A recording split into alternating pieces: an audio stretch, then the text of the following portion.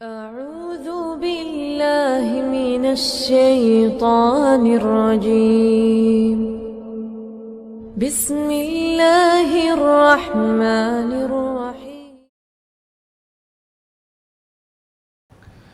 Saya umur 60 tahun. Kalau pas sholat mudah buang angin. Terus saya wudhu lagi. Kalau mau sholat mudah keluar angin lagi.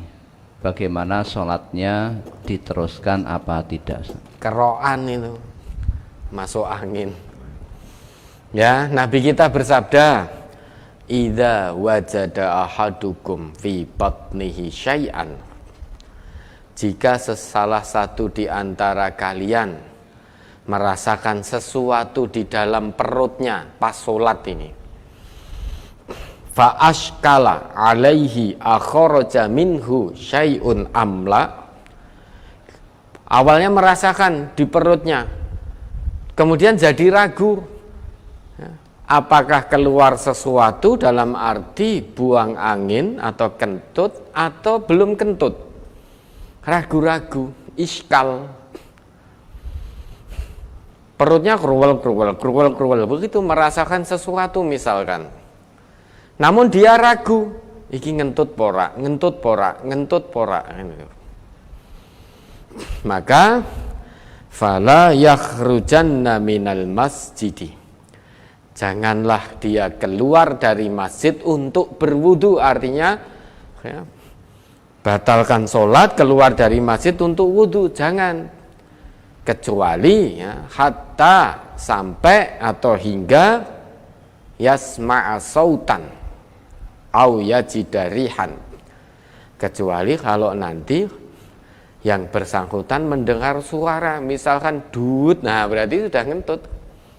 Nek ditahan-tahan tit tit tit, nah berarti sudah ngentut. Atau makbes, nah itu ngentut. Lah ning ora nek suwarane ning mambu, ya itu berarti batal, maka keluar wudu. Selama masih ragu, kentut tidak,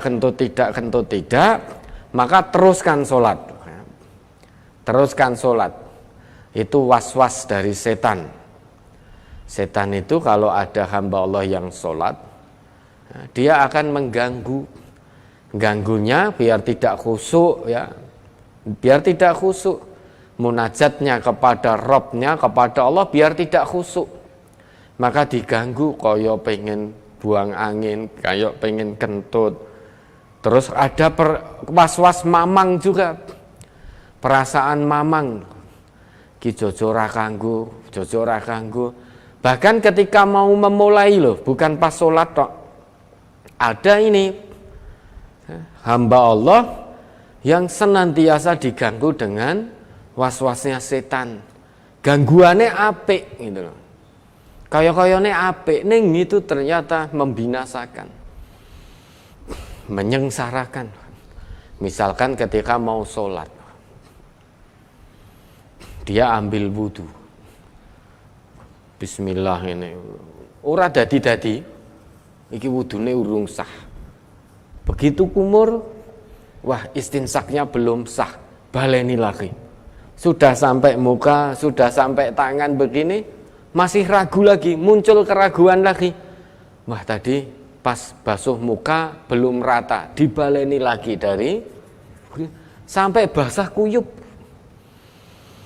Begitu berhasil sampai kaki, mata kaki sudah mau mungkur dari tempat wudhu, kecipratan, cipratan keran. Waduh, ini yang nyiprat najis ini. Apalagi wudhunya di kamar mandi.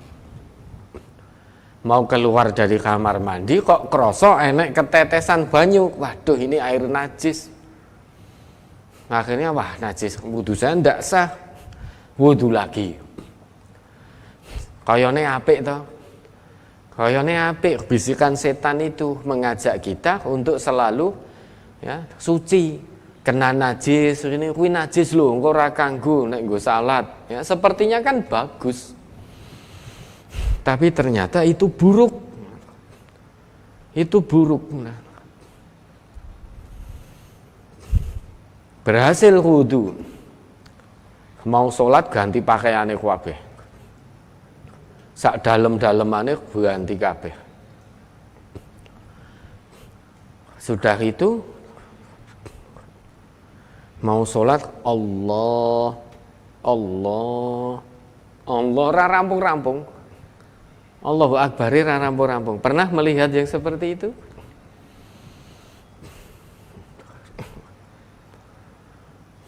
Allahu Akbar enggak selesai-selesai. Begitu bisa, setan tidak berhenti. Wah, kamu sudah kentut loh, kamu sudah kentut loh. Matanya kerual, kamu sudah kentut. Kan hati ini mengatakan, Nabi itu melarang loh kita sholat menahan kentut, menahan buang angin, menahan buang air kecil, buang air besar. Hatinya mengatakan itu. Wah, ini kentut, batal. Akhirnya membatalkan sholatnya, wudhu lagi. Wudhunya ora rampung-rampung meneh. Belum lagi, misalkan seorang perempuan selesai haid, padahal sudah bersuci. Namun tangannya yang untuk mensucikan darah haid itu sudah dicuci juga. Dia sudah mandi besar, masih ada rasa ragu kalau dia masih najis karena darah haidnya mlebu ning kukune, masuk ke kukunya. Nah, ini kuku ini bagaimana? Wah, ini najis, nanti untuk ini enggak sah, untuk sholat enggak ini itu rekoso uripe. Allah saja menghendaki hambanya kemudahan. Lah kok kita nggak rekoso dewi? Dalam hal itu kalau kita rekoso ya karena kita tidak mengikuti ketetapan Allah. Yuridullah bikumul yusra wala yuridu bikumul usra. Allah menghendaki kemudahan, Allah tidak menghendaki kesulitan. Belum lagi buang air kecil, kecipratan kakinya, padahal sudah dicuci. Itu terus terbawa perasaan ini penyakit mamang, najis. Ini bukan cerita belaka, ada ini. Ustadz Ghazali mungkin ya persa. Ada. Sampai-sampai mau bunuh diri coba.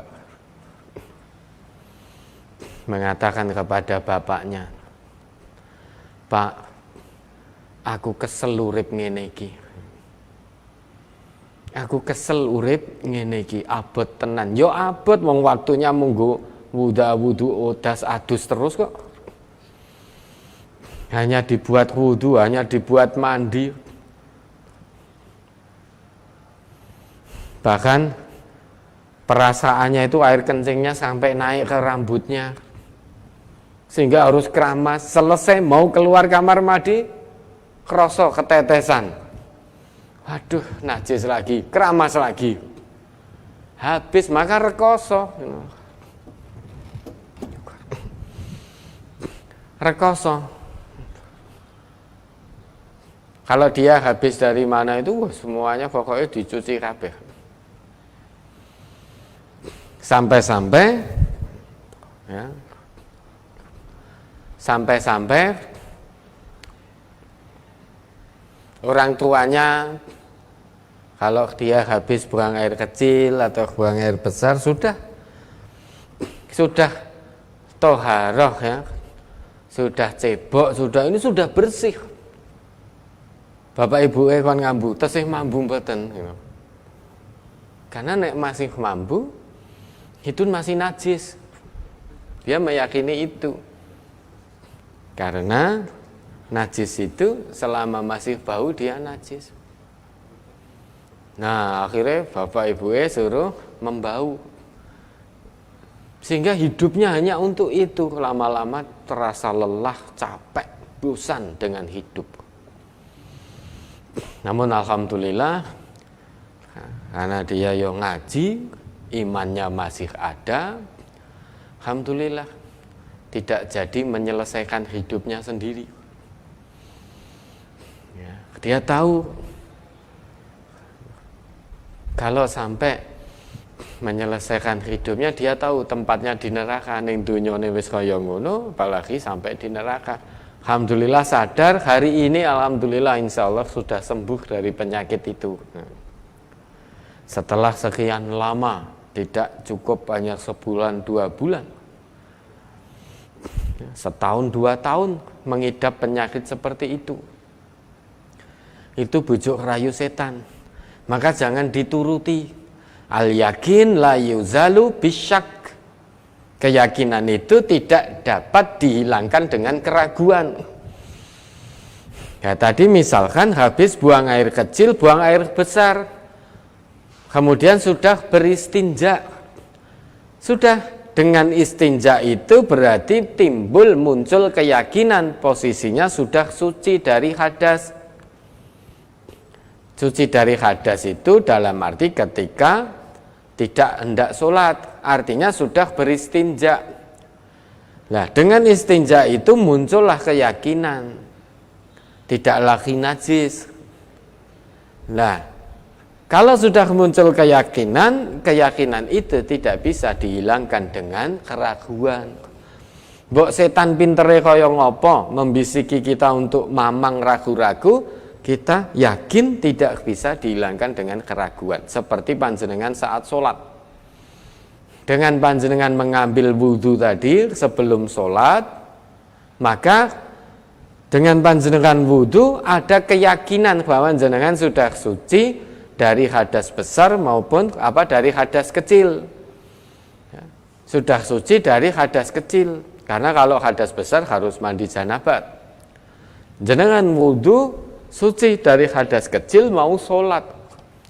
Maka ketika sholat itu kemudian muncul keraguan, keyakinan bahwa jenengan sudah punya wudhu, itu tidak bisa dibatalkan dengan adanya sakwasangka, gangguan setan, ragu-ragu, wis ngentut porung. Tidak bisa dibatalkan dengan itu. Maka pesan Nabi, idza wajada ahadukum fi batnihi syai'an, jika salah satu di antara kalian merasakan sesuatu dalam perutnya, fa ashkala alaihi, kemudian dia ragu, akharaja minhu syai'un amla, telah keluar darinya sesuatu atau belum, fala yakhrujanna minal masjidi, maka hendaknya dia jangan keluar dari masjid, artinya membatalkan sholatnya untuk berwudu lagi, hatta yasma'a sautan aw yajidarihan, hingga nanti dia mendengar suara atau mendapati baunya. Maka kalau sudah mendengar suara atau mendapati baunya, maka batal baru wudu. Ya, mudah-mudahan bisa dipahami. Ada lagi?